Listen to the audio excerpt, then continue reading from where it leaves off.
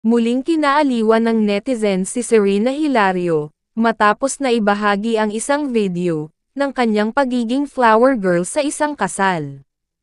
Ang video, na mabilis na nag-viral sa social media, ay nagpapakita ng batang si Serena na buong giliw, at sigla habang tinutupad ang kanyang tungkulin bilang flower girl. Makikita sa video ang kasiyahan ni Serena, habang nasa gitna ng aisle, bitbit ang kanyang basket ng mga bulaklak. Ang kanyang natural na charm, at kakulaitan ay umani ng samot-saring papuri mula sa mga netizens.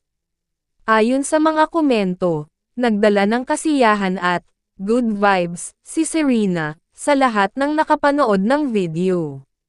Sa kabila ng kanyang batang edad, tila natural na kay Serena ang pagiging center of attention sa mga ganitong okasyon.